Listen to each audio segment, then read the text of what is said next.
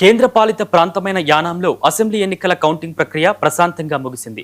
ఈ ఎన్నికల్లో ఎన్డీఏ కూటమి తరపున పోటీ చేసిన ఎన్ఆర్ కాంగ్రెస్ అభ్యర్థి మల్లాడి కృష్ణారావు తన ప్రత్యర్థి కాంగ్రెస్ పార్టీ అభ్యర్థి గొల్లపల్లి శ్రీనివాస్ అశోక్పై 4568 ఓట్ల మెజార్టీతో ఘన విజయం సాధించారు. ఈ విజయంతో మల్లాడి ఇంటి ఆవరణలో ఆయన అభిమానులు సంబరాలు చేశారు. యానాం ప్రజల తీర్పు అరాచక పాలనపై చెంపపెట్టని మల్లారెడ్డి కృష్ణారావు అన్నారు. ఈ విజయం కేవలం తనది మాత్రమే కాదని యానాం ఆత్మ గౌరవానిదని ఆయన అభివర్ణించారు. ఆరోసారా ఏడోసారి అన్నారు కదండి, నాకంటే ఇంకా ఎక్కువ సార్లు ఎమ్మెల్యేలు అయిన ఉన్నారు, పోటీ చేశారు, కొన్ని ఎలక్షన్లో ఓడిపోతారు. నేను ఏ ఎలక్షన్లో పోటీ చేసిన ఎలక్షన్లో ఏ ఎలక్షన్లో కూడా ఓడిపోలేదు. లాస్ట్ ఎలక్షన్లో నేను సపోర్ట్ చేసిన వ్యక్తిని 100 మెజార్టీలో కోల్పోవడం జరిగింది. అంతే తప్ప అది పరిపాలన ఏ విధమైన పరిపాలన ఏంటి అన్నది చూశారు.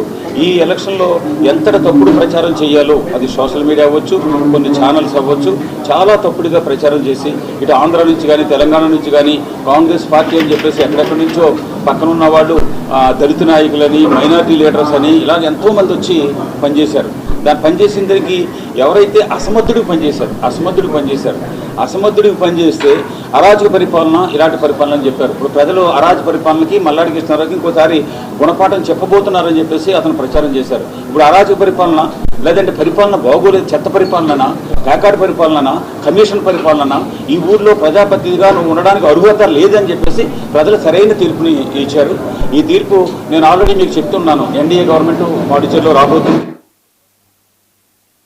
పశ్చిమ బెంగాల్ అసెంబ్లీ ఎన్నికల్లో భారతీయ జనతా పార్టీ సాధించిన